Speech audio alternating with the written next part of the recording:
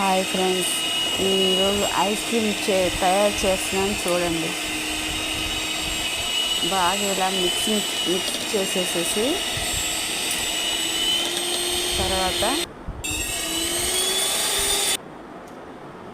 చూడండి ఎంత బాగుందో. అదే ఒక బౌల్లో వేసేసేసి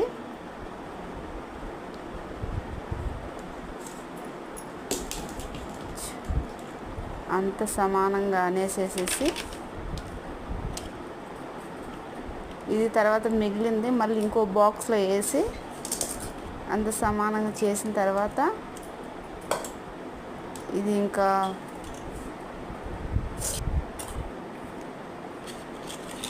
అలా బాక్స్లో అంతా పెట్టేసిన తర్వాత పేపరు పెట్టేసేసి గాలి పోకోకుండా అట్లా చేసి ఫ్రిడ్జ్లో పెట్టేసేసి ఒక 2 అవర్స్ తర్వాత ఓపెన్ చేసి చూడాలి.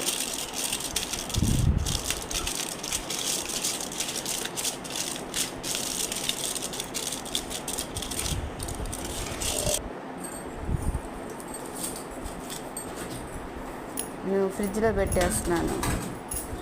ఒక 2 అవర్స్ దాకా తీయకోకుండా ఫ్రిడ్జ్లో పెట్టేస్తే